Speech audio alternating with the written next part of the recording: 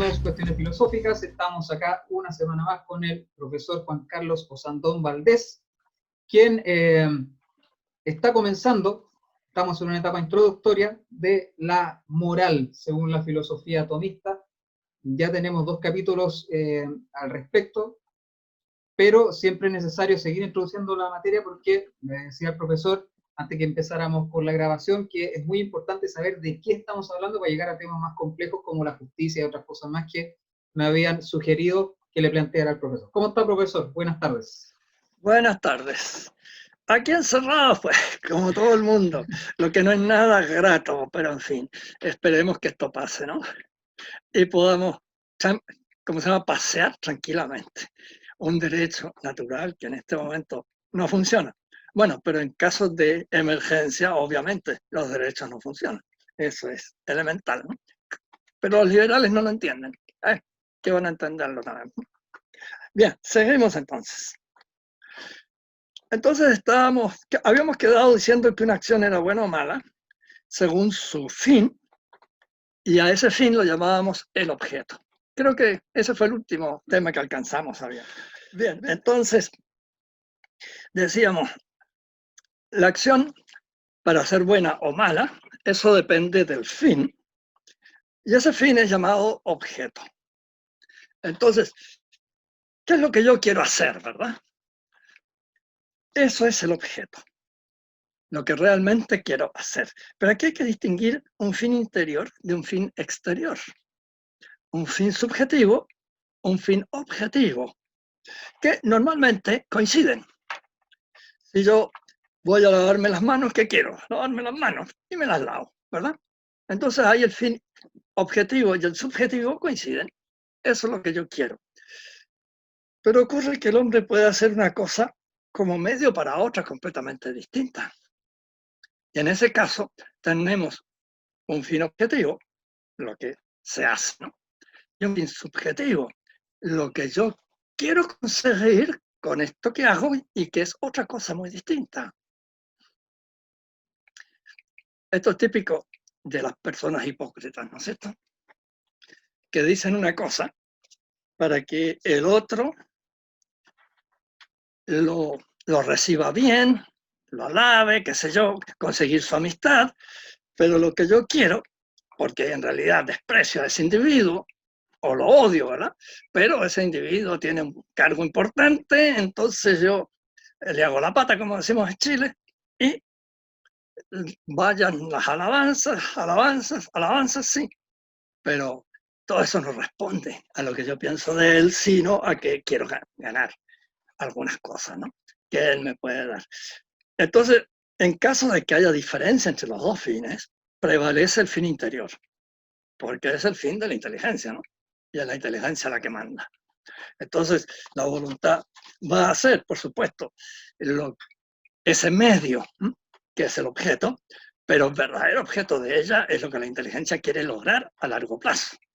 Ese es el verdadero objeto de ella, ¿no? Entonces, para que la acción sea buena, los dos tienen que ser buenos. No basta que el fin último sea bueno. Y eso se expresa de una manera que mucha gente no la entiende, ¿no? El fin no justifica los medios. Has oído esa frase, me imagino, ¿no? Todos la hemos oído y la hemos usado también. ¿Qué significa eso? Que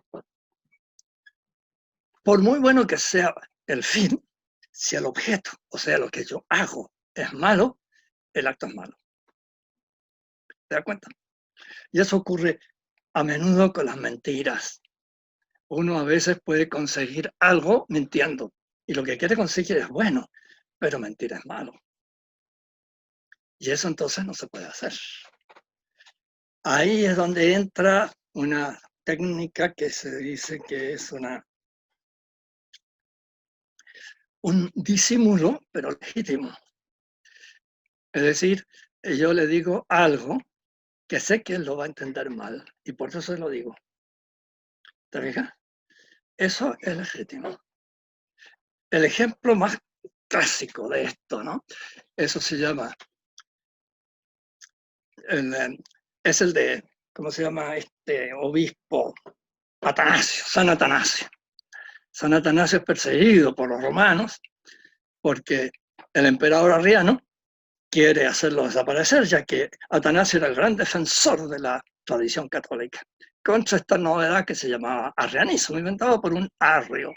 Entonces, él es el obispo de Alejandría y sale arrancando, logra subirse a un barco y parte río arriba, huyendo los romanos, y los romanos toman otro barco y parten detrás. Y después de un largo tiempo, a bastante distancia los dos barcos, ¿no?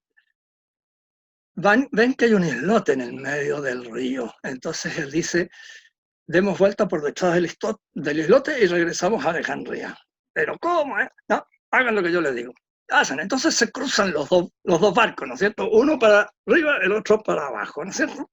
Se cruzan. Entonces los romanos gritan, ¿no? A los que van un poco pegados a la otra orilla del Nilo, que es bastante grande. ¿Han visto a Atanasio? Y Atanasio les responde, sí, iba hacia arriba. Fíjate el verbo, ¿no? Iba hacia arriba, es verdad lo que dice.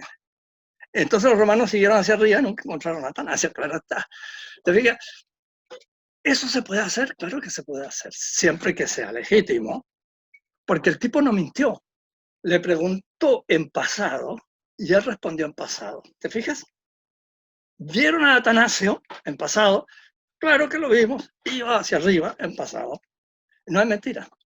Pero el tipo se equivocó, él quiso la pregunta. ¿Cómo se imaginar que estaba al frente era Atanasio? ¿Te fijas? Claro, como había una distancia entre los dos buques, no se veía bien, pero no tanta como que con gritos pudieron entenderse. Eso es legítimo. Pero hay que tener mucho cuidado, ¿no? Porque uno tiene que responder a lo preguntado y responder con verdad. Pero uno se da cuenta que le van a entender mal. Imagínate que alguien me dice, oye, fulanito, qué sé yo, ha hecho esto y lo otro y lo demás allá. Y yo sé que lo ha hecho, ¿no? Pero no se puede difamar, ¿no? Entonces le pregunto, oye, ¿cómo pudiste tú saber eso? ¿Qué cosa tan extraña? Y entonces el tipo me va a explicar todo lo demás y no me va a preguntar más si yo lo sé o no lo sé, cree que no lo sé. Y yo no estoy diciendo ninguna mentira. Le estoy preguntando, ¿cómo supiste eso? ¿Te fijas? Entonces estoy haciendo ese acto de no responder directamente porque el otro no tiene derecho a la pregunta que está haciendo o no tiene derecho a contar lo que está contando, ¿te fijas? Nadie tiene derecho de difamar. Y es increíble cómo se difama, sobre todo en política, ¿no? Y mucho menos a calumniar. Entonces yo no debo seguir la difamación. ¿Te fijas? Ahora hay ciertas fórmulas, ¿cómo se llama? De educación que todo el mundo acepta y que nadie se llama engaño. Y también se pueden usar esas fórmulas. Pero en todo caso, la moral es bien exigente. Hay que tener mucho cuidado con ella. Lo tomamos muy a la diabla nosotros. No. Entonces tenemos que el objeto moral tiene que ser bueno y ambos, ¿no? Moralmente bueno y ambos, el interior, el subjetivo, y el exterior, el objetivo. Claro que sí. Pero eso no basta. Porque hay circunstancias. Y esas circunstancias también deben serlo. Claro, como son circunstancias, no son el hecho mismo, solo pueden agravar o disminuir la gravedad o la bondad del acto, salvo que sea una circunstancia muy importante, que entonces podría cambiar el objeto. Porque una cosa es robarse, qué sé yo, una alfombra, y otra cosa es robarse el copón con las hostias. ¿Te fijas? Claro, en este segundo caso hay un sacrilegio, porque el copón es sagrado, ¿no? Y las hostias consagradas, ¿no? Ya sabemos lo que son. De modo que ahí hay una circunstancia que cambia el objeto. ¿Te das cuenta? Porque no es un simple robo de un objeto cualquiera, ¿no? Es el robo de un objeto sagrado y más encima con las hostias consagradas adentro, ¿no? Entonces es muy distinta la cosa. Y lo mismo, ¿no? Si uno insulta a cualquier persona, bueno, es un insulto, está mal. Pero si insulta a sus padres, la cosa cambia. Porque el hijo tiene que cumplir un mandamiento especial, ¿no? respetar al padre y a la madre, ¿no es cierto? Entonces está violando directamente un nuevo mandamiento, ¿no? No solo el mandamiento de no matar, que incluye todas las cosas que puedan dañar al prójimo, ¿no es cierto? Sino que además está faltando contra un deber positivo al respeto a los padres, ¿no? Honrar padre y madre, como decimos nosotros ahora. Así que en las circunstancias hay que mirarlas siempre, porque pueden aumentar, disminuir e incluso cambiar al objeto. ¿Verdad que sí?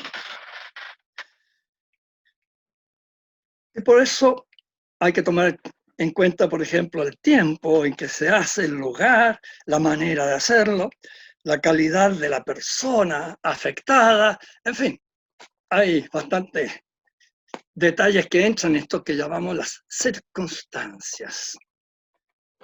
Evidentemente, yo puedo contar un chiste, pero si lo cuento en la iglesia durante la misa, cambia la cosa, ¿no? ¿Verdad? Y así, en moral hay que tomar en cuenta todo esto, ¿no? De modo que el juicio moral es difícil. Y de ahí que se insista en que se estudie, se aprenda moral, se consulta a personas con rectitud de vida y con edad suficiente para tener experiencia. Es muy bueno todo esto porque partir uno y creerse doctor en moral, oiga, ¿y usted en qué universidad lo estudió? ¿No? Entonces, cuidado, puede estar haciendo barbaridades tremendas, ¿no? Y no se da cuenta. Oye, espérese, la ignorancia, ¿te acuerdan? La nesciencia, la ignorancia, ¿te acuerdas que hablamos el otro día? Es moral, siempre es ignorancia. Nadie tiene derecho a no saber moral. Claro, porque le va la vida en eso, ¿no? Le va simplemente su perfección. La perfección humana se obtiene en moral y no en otra parte. Es obvio, ¿no? Una persona puede ser excelente atleta, muy bien, pero ser una persona ruin, ¿no? Mezquina, egoísta, soberbia, ponle tú los defectos que quieras. Entonces no es una buena persona. Es un buen atleta, pero no es una buena persona. Lo que hace buena a una persona es la moral. Lo que hace correcta a una persona es la moral. Lo que hace grande a una persona como persona es la moral. Siempre es la moral. Por eso ahí no cabe la nesciencia, ¿no? Solo cabe la ignorancia. Ahora, claro, nuestra inteligencia es muy débil y puede darse ignorancia de buena fe en temas morales. No los más básicos, ahí no. Pero en las aplicaciones, ya pasando al hecho concreto, sobre todo en circunstancias extraordinarias, el juicio puede ser muy difícil. Y de ahí hay que consultar. E incluso muchas veces entre expertos hay discusiones, hay dudas, porque el hombre es muy complicado, muy complicado. Somos animales, ¿no? Y además un poquito, pero un poquito así nada más, ¿no? Racionales. El gran error de Descartes, ¿no? De los racionalistas todos, ¿no? Creer que los hombres somos plenamente racionales, o sea, ángeles. No, apenitas somos racionales, ¿no? Eso lo vamos a estudiar poco más adelante, hoy día mismo. Entonces el mal propiamente está en la voluntad. Claro que su origen está en la inteligencia, ¿no? Porque ¿qué es la voluntad? Es el deseo del bien que la inteligencia presenta. Es nada más que eso. La voluntad depende totalmente de la inteligencia, porque la inteligencia es la que le va a presentar bienes. Claro, si uno no piensa, está dormido y hace una tontería, pues ese no es un acto humano, es un acto del hombre solamente, porque no intervino la inteligencia, no intervino tampoco la voluntad. Y si la persona entra en pánico, por ejemplo, un terremoto violento, esa persona puede hacer tonterías, pero no es responsable. ¿Por qué? Porque se paralizó su inteligencia. El pánico hace eso, paraliza la inteligencia. Y si la inteligencia se paraliza la voluntad inmediatamente. ya que la voluntad es el deseo que acompaña a lo pensado. Nada más que eso es la voluntad. Así que siempre lo importante, lo más importante es la inteligencia. Ahora, ya vamos a ver un poco más adelante lo difícil que es que la inteligencia funcione bien. Entonces, como el mal está en la voluntad, la acción está en el acto voluntario, la acción moral, no en el acto exterior. El acto exterior solo muestra que realmente hubo voluntad, porque claro, una veleidad no es voluntad. No sé si todos conozcan bien la diferencia entre una voluntad y una veleidad, ¿no? Se llama veleidad a un deseo pasajero, insustancial, que entra por un oído y sale por el otro, ¿no? Uno lo piensa un rato, claro, sí, me gustaría, sí, pero ¿y? No hace nada. Ah, eso es veleidad, no es voluntad, ¿no? Es como el susurro del diablito aquí en el Sí, hombro, sí, sí. pero no lo escucha. Ya sale de aquí. Exacto, nada más. Por eso se dice que el camino al infierno está pavimentado con buenas intenciones, ¿no? O sea, con veleidades. Yo he oído personas decir, no, si yo me gano la lotería, voy a hacer un bien enorme, voy a darle a esto, lo otro, lo demás, y así. Claro, como no se ha ganado la lotería, es facilísimo decirlo, ¿no? Pero una vez que se la gana, lo va a hacer con el dinero en la mano, se va a desprender de él, ver para creer, ¿no es cierto? Claro, es muy fácil tener buenas veleidades. Justamente lo que demuestra que hubo voluntad es que si se puede hacer, se haga.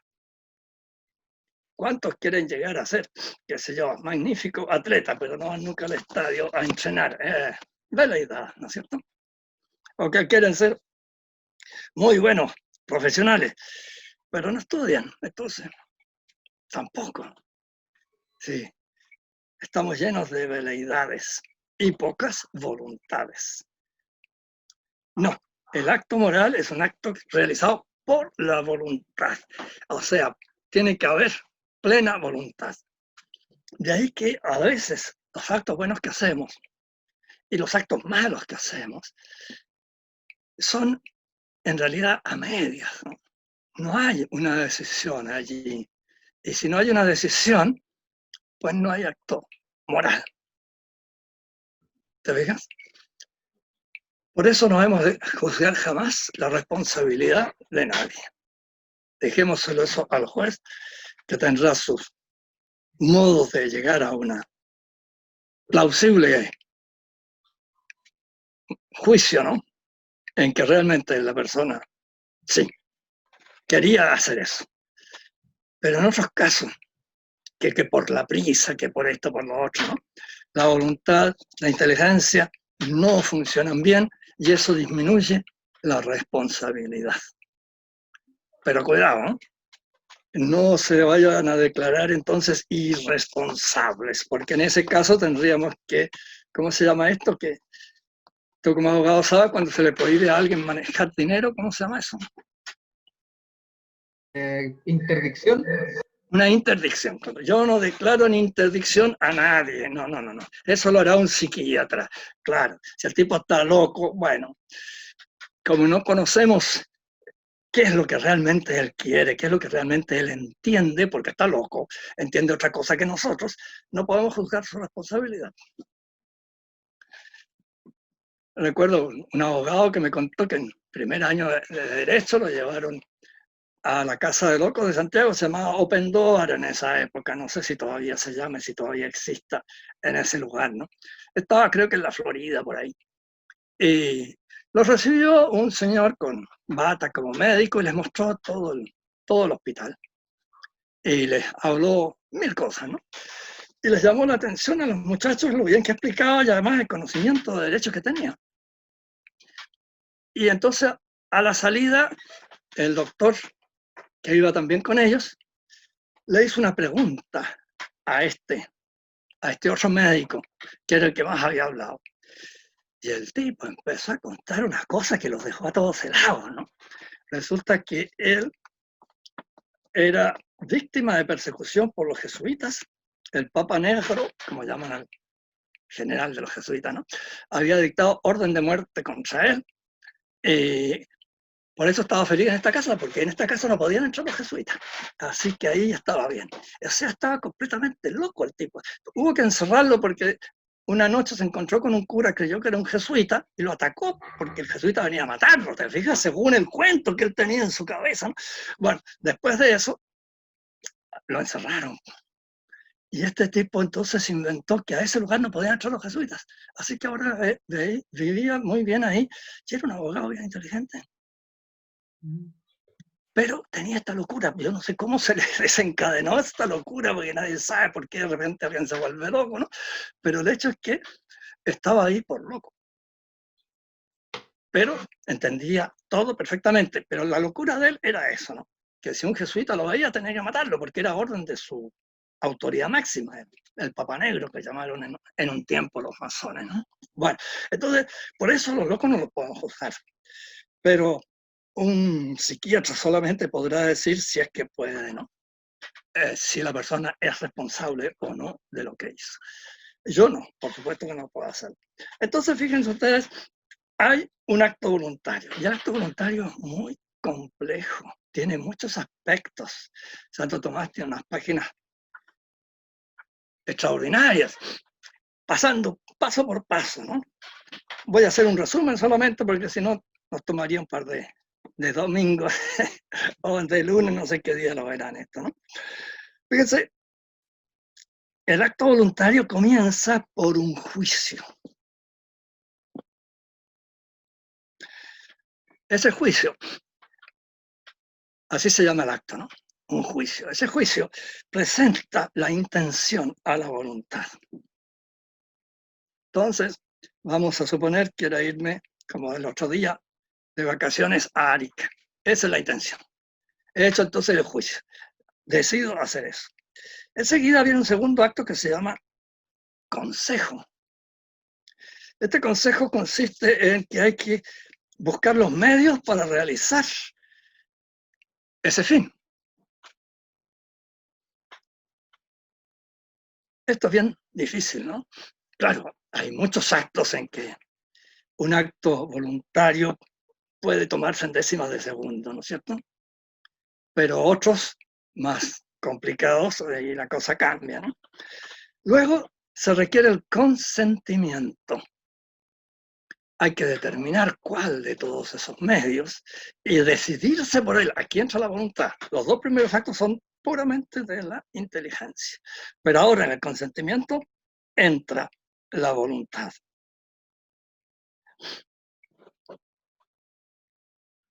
Es esa adhesión, ¿no es cierto? Y finalmente viene la elección del medio más apto. Y entonces aparece el acto libre. Ahora, como tú ves, todo esto es interior.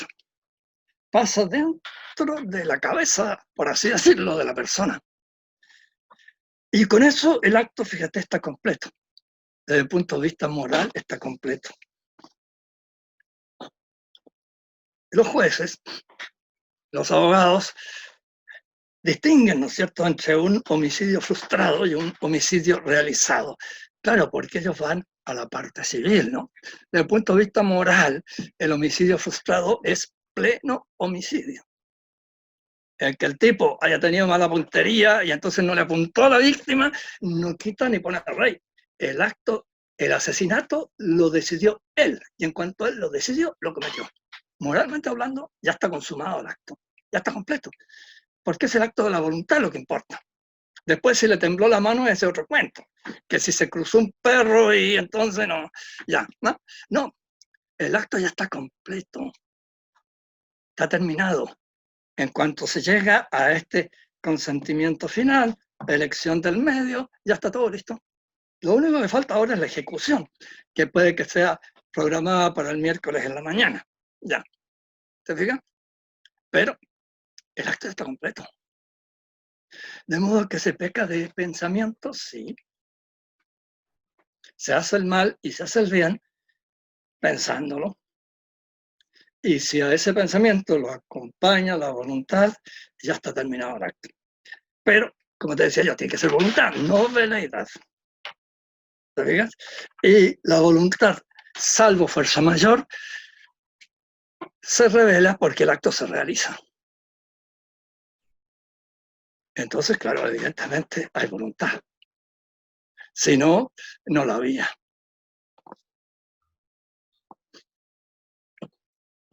El tipo partió esa mañana al lugar donde sabía que iba a encontrar a la persona que quería matar. Pero ocurre que se chocó en la mitad del camino y no pudo llegar. Bueno, el asesinato moralmente está completo. Lo que lo detuvo fue el accidente. Pero el acto estaba completo y él iba a realizarlo, o sea, era voluntad, no era veleidad.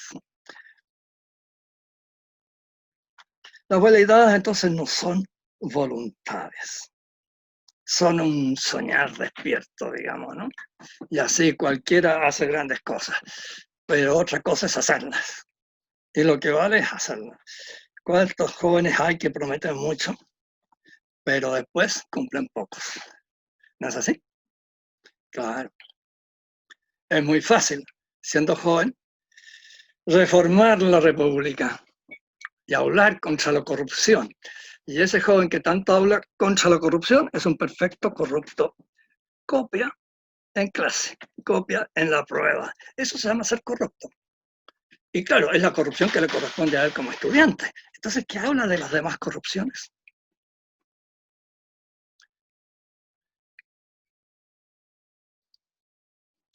Claro, en las otras corrupciones él no tiene ninguna capacidad de hacerlas y por eso no las hace. Pero en la que él sí puede caer, que es esto, copiar, que es en el fondo un robo, ¿no? Se roba una nota. Claro, puede ser si la persona siempre copia, entonces ya pasamos de un pecado venial a un pecado grave.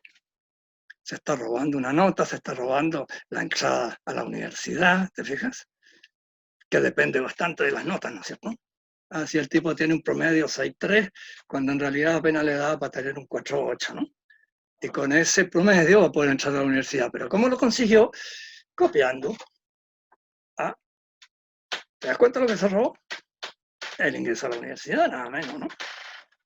Bueno, y esos jóvenes entonces van a lanzar piedras por la corrupción que hay. Son ellos corruptos hasta la médula de los huesos, ¿no? Y vienen a hablar de corrupción aquí. ¿Con qué cara, no? Bien, entonces, el acto meramente interior es el que vale. Ahora, se ha preguntado mucho si hay actos indiferentes. Buena pregunta, ¿no? Sentarse en una silla, ¿qué valor moral tiene? Decir buenos días, ¿qué valor moral tiene? Rascarse la nariz, ¿qué valor moral tiene? En fin, hay muchísimos actos que pueden ser considerados indiferentes desde el punto de vista moral.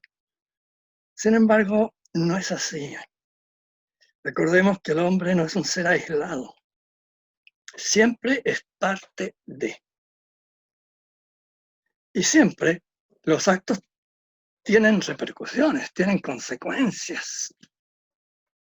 De modo que todos los actos, si miramos las circunstancias, si miramos todo el entorno, tienen significación moral. Por supuesto que es perfectamente moral, porque es una necesidad, ¿no es cierto?, descansar. Entonces, claro, la persona llega cansada a su casa, después de todo el día de trabajo, se sienta a descansar. ¿Es moralmente bueno? Sí, porque necesita descansar. ¿Te fijas? Sí, es muy difícil que haya un acto realmente indiferente, siempre que sea voluntario, claro está, que sea pensado.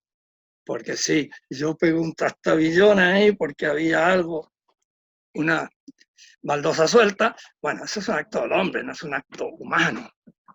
Porque no la vi, por eso trastabillé, si no, no habría trastabillado, ¿verdad?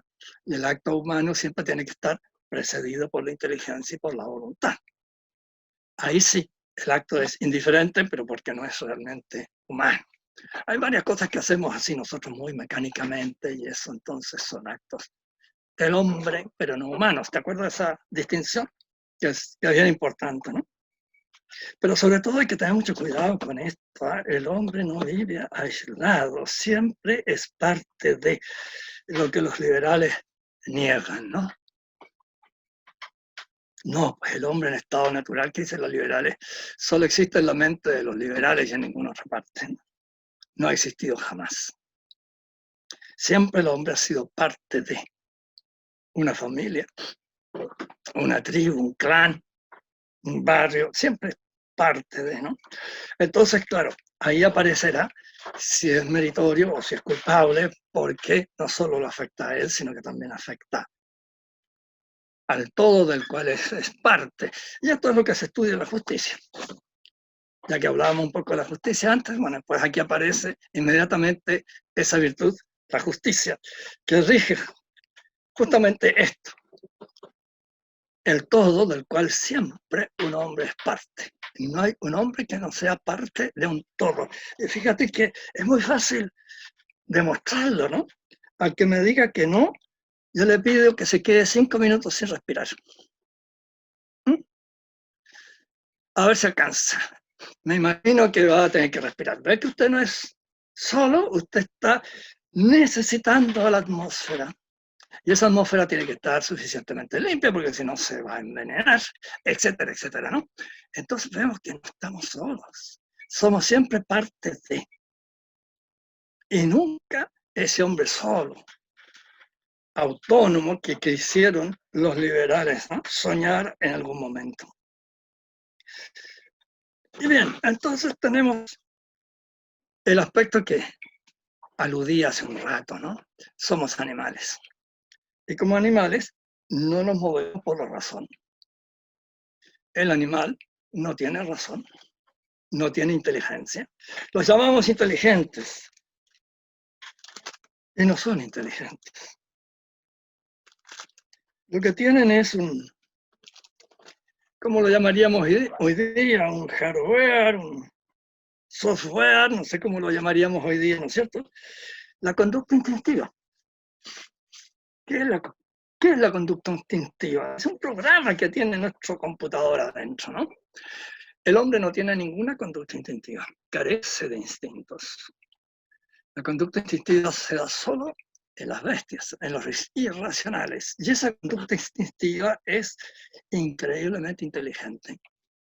Cada animal tiene la conducta instintiva que le corresponde según su físico, según su biología. Entonces, fíjate, esos animales que son fácilmente cazables por otros, se reproducen como ratones, ¿verdad? En cambio, el elefante, que no hay nadie que lo case, ¿verdad? Se reproduce muy lentamente. Está todo muy bien equilibrado, ¿no? Lo que llamamos hoy día ecología, el equilibrio de la biosfera. Es impresionante. Y lo más impresionante de todo es que lleva no sé cuántos millones de años y a pesar de todos los desastres, sigue la biosfera adelante. Es increíble, ¿no? O sea, está pero maravillosamente bien hecha. Claro, como no es Dios, hay una serie de fallas, ¿no? Pero inmediatamente se recupera. Es increíble la capacidad de recuperación que tiene la biosfera. Tanto que lleva ya no sé cuántos millones de años sobre la Tierra. Y es un misterio cómo ha podido sobrevivir a todas las catástrofes que ha habido. Y bien, entonces los animales tienen ya una cierta conducta grabada y eso produce en ellos sentimientos, emociones. Por lo menos en los animales más parecidos a nosotros, como perros y gatos, chimpancé y qué sé yo, las vemos claramente. Un perro enojado es muy distinto a un perro alegre, un perro triste también se nota, ¿verdad? Claro.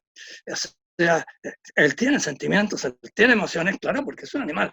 Eso es lo que lo guía a él. Además de este que he llamado yo hardware o software, no entiendo nada de computación, así que ustedes podrán decir cómo es la cosa, ¿no? Tiene un programa adentro. Claro, hay algunos animales que este programa es muy duro porque ellos no pueden cambiarlo para nada, como en las abejas, como en las hormigas, ¿eh? tantos otros. En cambio, hay otros animales que tienen imaginación, memoria, y entonces aprenden cosas, pero siempre está dentro de ese esquema que ellos tienen. Es cosa de hablar con un adiestrador de perros, por ejemplo, y le va a explicar, ¿ve? Usted quiere esto, esto y aquello, sí, claro, eso es lo que yo quiero. Bueno, a usted le conviene tales y tales razas, porque ahí va a poder enseñar eso fácilmente. En cambio, esta otra, no, le va a costar mucho aprenderle eso que usted le quiere enseñar. Bueno, tiene una diferencia en sus instintos, ¿no? La conducta instintiva es complejísima. A menudo hay que ver todo lo que tiene que hacer una araña para tejer la tela, ¿no? Es increíble. Como tengo un poco de jardín aquí, descubro nidos de pajaritos, pero son una maravilla. Uno no sabe cómo diablos lo han hecho. Es abismante cómo pudo un pajarito tan chico hacer esa maravilla. Pero la hizo. ¿Eh? Y todos lo hacen igual. Si yo supiera algo más de pájaros, basta ver un nido para saber qué pájaro lo hizo. Los expertos lo saben inmediatamente. Este es nido zorzal, este otro nido de golondrina, este otro nido de no sé qué, ¿no? Bueno, así que, pero siempre igual, ¿no? Porque claro, tienen la conducta instintiva grabada y no tienen imaginación suficiente como para poder cambiar. Un perro, por ejemplo, un gato sí tienen, y por eso aprenden, claro, porque se dan cuenta, hice esto y me fue mal. Entonces ahora cuando están en la misma situación, se acuerdan. Y como les fue mal, entonces no lo hacen. ¿Verdad? Claro, van aprendiendo. Y por eso se los puede amaestrar, se los puede adiestrar. Y es realmente increíble las cosas que hacen estos animales adiestrados. Uno de los más notables es el perro, ¿no? Hay que ver las cosas que hacen los perros adiestrados por estos expertos. Y bien, entonces tenemos que fijarnos en todo este conjunto para saber si es bueno o malo, y no solo las pasiones. Lo que más nos mueve a nosotros son las pasiones. Las pasiones son los sentimientos, claro. Son los sentimientos cuando llegan a un grado muy alto de fuerza. El sentimiento es esa conmoción interior que uno siente provocada por la situación exterior, normalmente, ¿no? Entonces siente miedo, o siente alegría, siente esperanza, siente desesperanza, etcétera, ¿no? La cantidad de sentimientos, yo no sé cuántos hay. Supongo que los psicólogos habrán hecho una escala bastante grande, pero no creo que ninguno se atreva a decir que los conoce todos, ¿no? Porque hay que ver la cantidad de palabras que tenemos para designar distintos sentimientos. Dolor, por ejemplo, pena, angustia, aflicción, fíjate, 4 palabras para designar algo muy parecido, pero no igual, y por eso hay tantas palabras. Lo mismo, alegría, gozo, paz, tranquilidad, confianza, son otros sentimientos. Ahora, cuando un sentimiento se hace dominante, se hace muy fuerte, se llama pasión. Y las pasiones realmente mandan. ¿Por qué? Porque somos animales un poquito, como digo así, racionales. Y entonces la pasión arrastra a la inteligencia. Por eso se dice, ¿no? Que si tú no vives como piensas, terminarás pensando como vives. ¿Se entiende, no es cierto? Sí, uno piensa que es muy bueno ser muy honesto, pero miente a cada rato y hace trampa y todo lo demás. ¿Qué va a pasar al poco tiempo? Va a justificar todas sus mentiras, va a justificar todas sus trampas.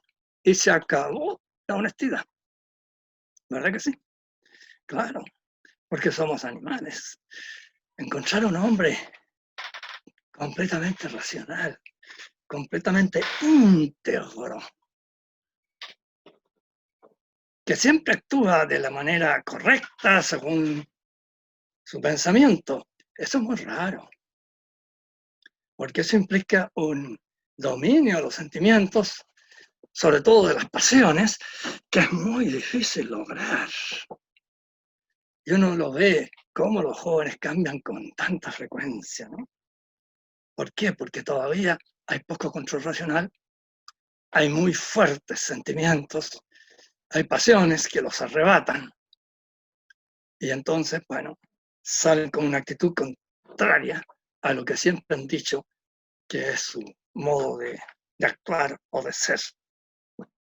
Así que hay que tener bastante cuidado, ¿no? Las pasiones son solamente cualidades del apetito, cualidades de la afectividad. Son propias del animal, claro está.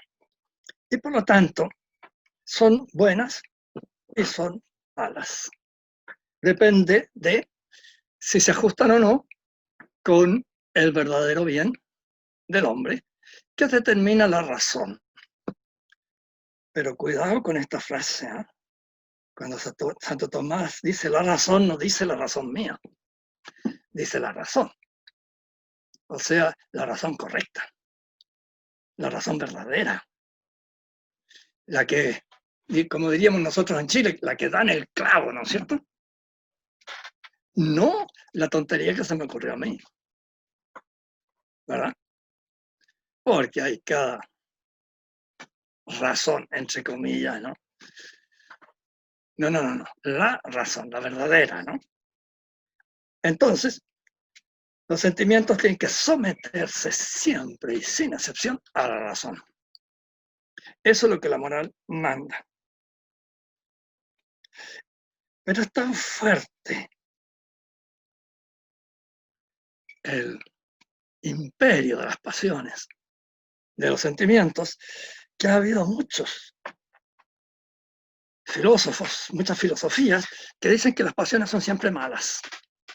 En la antigüedad, por ejemplo, los estoicos.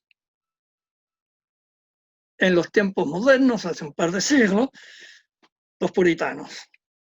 Para ellos, las pasiones eran siempre malas.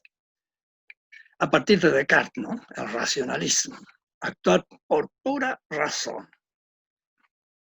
Oiga, no, si somos animales. Somos animales y por lo tanto hay un deber, ¿no? De cultivar los buenos sentimientos, cultivar las buenas pasiones, no permitir una pasión tan exagerada que estropee todo, ¿no? Esos tipos, por ejemplo, que hoy día llamamos trabajólicos. Por supuesto que la laboriosidad es una virtud, muy escasa en Chile, ¿verdad? Pero es una virtud. La laboriosidad consiste en el amor por el trabajo bien hecho. Nada de la técnica del alambrito, no sé si se diga todavía la técnica del alambrito, ¿verdad? Sí, arreglé la cosa, fíjate, y funciona. Oiga, sí, pero dentro de una semana ya no va a funcionar. No, sí, hay que arreglar bien las cosas, ¿no? Bueno, la laboriosidad es eso. Pero el trabajólico ha llevado al vicio, ¿no? Perfeccionista. No admite dejar de trabajar ni un solo minuto, porque su obligación es trabajar. Oiga, pero su obligación primera es vivir. Se trabaja para vivir. Se trabaja para descansar, dice Aristóteles. Y eso les cae, pero como un terremoto a esta gente. No, se trabaja para descansar, para tener ocio y dedicarse a pensar, dedicarse a gozar del bien. De modo que lo mejor es no trabajar. Pero hay que trabajar para vivir, ¿no es cierto? Claro. Entonces, ni tanto ni tampoco. Pero trabajólico, no. Ahí va, ahí empieza la razón, ¿no? La razón advierte, bueno, este es el momento de trabajar, muy bien, trabaja y trabaja bien y trabaja duro, muy bien. Pero este es el momento de descansar. Entonces, descansa bien, descansa duro, ¿no? Si se puede decir así, no se dice así, pero en fin. En el momento del descanso hay que dedicarse a descansar. Profesor, y en eso tendrá que ver también esta especie de moral, si es que se puede llamar de cierta forma. Yo creo que sí, porque si lo vemos con una correlación entre o una secuencia pensamiento-acción, diríamos que la forma de desenvolverse, por ejemplo, del empresario chileno o del trabajador chileno o del individuo en general, es eh, reventarse trabajando, por así decir, y de hecho hay estudios o escritores que se han referido al tema de la forma que tienen de vivir en la actualidad la gente, que es reventarse trabajando para después reventarse nuevamente, disfrutando, entreteniéndose o distrayéndose, ni siquiera ese tiempo de ocio que es lo no productivo, pero en el fondo es para explorar la profundidad del alma, por así decir, o para descubrir la verdadera naturaleza del ser. Por supuesto. Fíjate que Chesterton, un autor que os recomiendo, ¿no? No sé si esté en venta en librería hoy día, porque se han hecho muchas ediciones de la obra de Chesterton, pero se han acabado, ¿no? No sé yo. Sobre todo en esta época no se puede ver librerías, ¿no? Están todas cerradas. Bien. Chesterton dice que la modernidad se caracteriza porque se han tomado ciertas ideas cristianas que se han vuelto locas. Y ya vamos a ver cuánta razón tiene, ¿no? Porque Aristóteles nos va a enseñar que toda virtud consiste en un justo medio. Y toda exageración es un vicio. Y eso lo vamos a ver más adelante, ¿no? Pero lo que tú me estás diciendo es eso. El trabajólico, eso es un vicio. Cuando estudiamos las virtudes, vamos a ver siempre que hay un vicio idéntico a la virtud. ¿Pero qué le falta? Prudencia. Le falta razón. ¿Te fijas? Y ese es el trabajólico. El perezoso lo mismo, ¿no? Sí, hay que descansar muy bien, pero no se puede descansar todo el día, pues también hay que trabajar, ¿no? Entonces, no, pues, ¿ves? Son las virtudes cristianas, las ideas cristianas que se han vuelto locas. Y es muy cierto este juicio de Chesterton. Si lo entendemos bien, claro está. El puritanismo, por ejemplo, fue eso, un rigorismo moral, ¿no? Ver pecado en todo, oye, no, hay que ser humanos, ¿no es cierto? Siempre hay un vicio que es idéntico a la virtud, salvo que la prudencia dice, no, aquí no. ¿Te fijas? Está bien, si hay un motivo grave, yo puedo exponer mi vida, pero si no hay un motivo grave, no puedo exponer mi vida. ¿Verdad? Claro, esa es la temeridad. La temeridad es un vicio. Se parece al valor, porque hay que ser acto valiente, ¿no es cierto?, para exponer la vida, pero no hay razón que lo justifique, entonces se volvió loca. ¿Verdad? Esa virtud, ella no es virtud. En todas las virtudes pasa lo mismo. Hay siempre varios vicios, pero siempre hay uno que se parece muchísimo a la virtud misma. Entonces, ¿qué tenemos? Aristóteles, en cambio, y Santo Tomás lo sigue en esto, dice que las virtudes de suyo son buenas, porque son naturales. Y claro, es natural que si hay un terremoto sienta miedo. Es completamente natural, ¿no? Y que salga arrancando la casa. Bueno, eso es lo mejor que puedo hacer, porque si se cae la casa, imagínense, no, es que yo soy muy valiente, me quedo aquí. Usted es idiota, no es valiente, ¿no? ¿Te fijas? Claro, no se puede uno exponer así. No, pues. Entonces, las pasiones son, claro, de suyo movimientos naturales y por lo tanto buenos. Ahora, desde el punto de vista moral, hay buenas y hay malas. Sí, porque un sentimiento me puede dañar, entonces ya no es bueno. Una pasión me puede dañar, entonces ya no es buena. Sí, está bien entristecerse porque murió mi papá, ya, claro, está bien.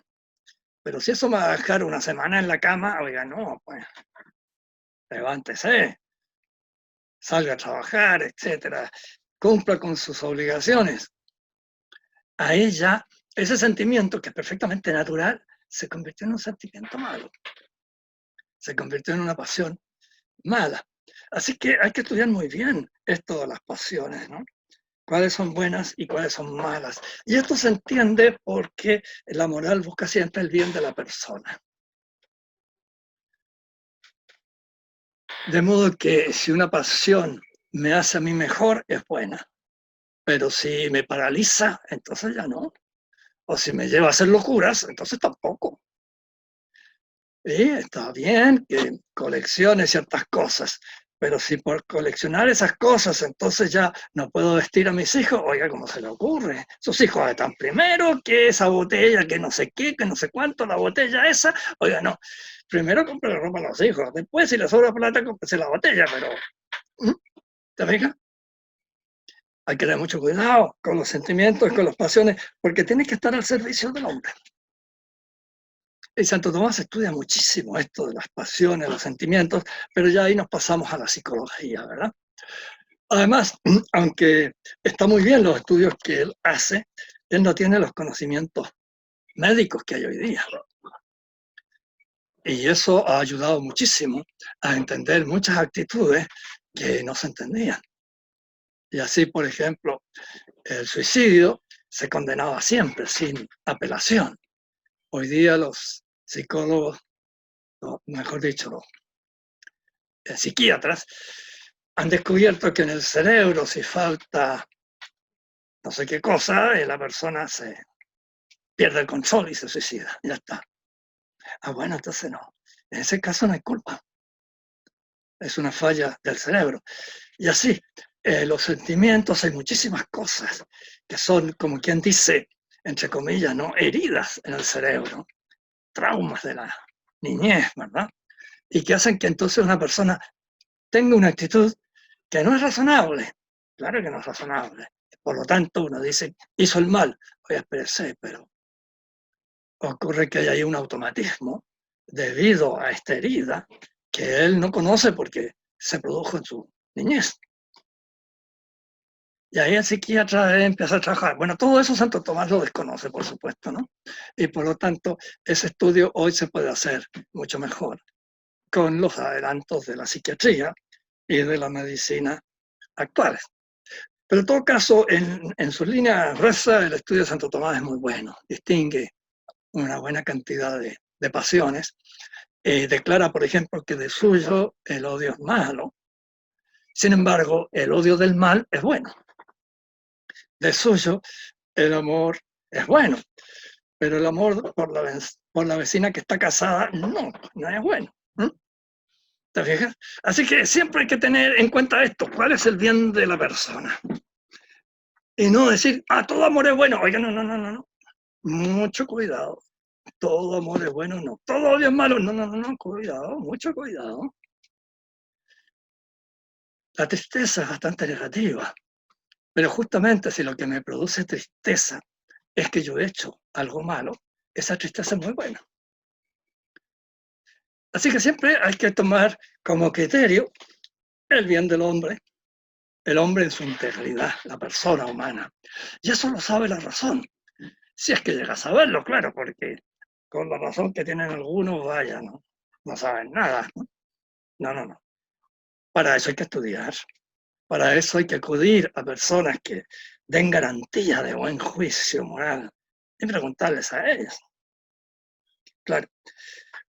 Lo mismo pasa con el placer y el dolor. El placer es bueno, el dolor es malo. Pero otra vez tenemos el mismo problema. Hay placeres que son malos, hay dolores que son buenos, por supuesto. Son cosas naturales. Entonces de suyo, el placer es bueno y el dolor es bueno. Sí, pero según las circunstancias, ese placer puede ser muy malo, ese dolor puede ser muy bueno o muy malo, dependiendo. Siempre está en la perfección de la persona humana, que es el fin. De hecho, fíjate, Santo Tomás dice con mucha inteligencia, ¿no? Claro, siguiendo a Aristóteles en este caso, que se siente placer cuando algo perfecciona mi cuerpo. Entonces yo siento placer. Es muy cierto esto. Salvo que yo esté enfermo, no sé. Entonces siento placer por todo lo contrario. Pero en general, el placer proviene de una acción bien hecha, bien completada. Entonces ya me resultó. Y siento una enorme satisfacción. Por fin hice esto y lo hice bien. Una página entera en computador y ninguna falta de ortografía. Estupendo. Imposible para la juventud de hoy, pero en fin, es una cosa que debería haberse aprendido ya en el liceo, ¿no? Entonces siento satisfacción. Lo normal es que el placer y la satisfacción provengan de hecho, de que uno ha realizado bien una acción. Claro que nos encontramos con el placer que produce, por ejemplo, el vino, las drogas, y ese no es nada de bueno. Sí, claro, hay un placer primero, pero después hay un envenenamiento. Y entonces viene el peligro de que se convierta en una adicción y haga un daño espantoso. Así que siempre hay que tener cuidado. O sea, siempre Santo Tomás insiste, primero la razón. Tiene que fijarse muy bien en que esto sea bueno para el ser humano. Si no, no se puede, no se puede. Piense, por ejemplo, siento mucho dolor porque a mi amigo se le murió su padre. Pues ese dolor es buenísimo. De ahí nace la compasión. ¿Verdad que sí? Entonces ese dolor es muy bueno. Siento gran alegría porque mi hijo sacó por fin su título. Pues muy bueno, muy bueno. Pero siento mucha alegría porque por fin se vengó del pesado de tal por cual. Ah, no, pues la venganza no. Ahí está muy malo. De modo que también aquí tenemos que distinguir cuándo una pasión es buena, cuándo un sentimiento es bueno, cuándo es malo. Es cierto que algunos que podemos decir son más positivos que negativos y otros son más negativos que positivos, claro. Pero incluso los que consideremos más positivos puede darse una falla grave, ¿no? Y en los más negativos puede darse algo muy bueno, como decía recién, ¿no? El dolor puede ser muy bueno porque me lleva a compadecerme del prójimo. Es la raíz de la compasión. ¿Ven? Entonces, el dolor resulta ser muy bueno. Bueno, estamos en la hora, así que tenemos que terminar aquí y seguiremos la próxima semana. Sí, muy, muy interesante porque es un tema siempre contingente, el de el bien y el mal, o sea, qué es bueno y qué es malo, porque ahora el relativismo que a mí me pareció, que yo quería, que me convenía, que yo lo hice porque me dijo el vecino, o Juanito, Pepito, lo vi en la tele, se lo invité al político, a mi profesor. Entonces, ese desarrollo de la conciencia moral o de la reflexión respecto a la moral está muy abandonado. Ese es el punto, ¿no? Nadie nace con la conciencia hecha, hay que irla formando. Y para eso hay que estudiar, para eso hay que consultar a las personas que saben, leer. Hay muchísimos libros que ayudan en esto. Así que hay que formarse la conciencia. Nadie es, digamos, juez en su propia casa en los asuntos graves, ¿no? Así que hay que buscar ayuda, hay que estudiar. En materia de moral, la ignorancia es siempre un delito, salvo que sea de buena fe, ¿no es cierto? Invencible. Pero no digan ustedes que su ignorancia es invencible porque eso... No. No. Que lo Invencible la diga otro, política. no ustedes. Bien, pues, Ya, pues, entonces, profesor, que esté muy bien, le agradezco como siempre. gracias. Y Ojalá termine luego este ojalá, encierro, que estamos ojalá. más aburridos. Que estén todos Bien, bien en pues, la casa, nos estamos viendo la próxima semana. Así que, profesor, le agradezco nuevamente y estamos en contacto. Cualquier consulta, conforme. recuerden que nos pueden enviar un correo y se la hacemos llegar al profesor. Perfecto. Gracias a ti. Esté muy bien. Chao, chao. Chao.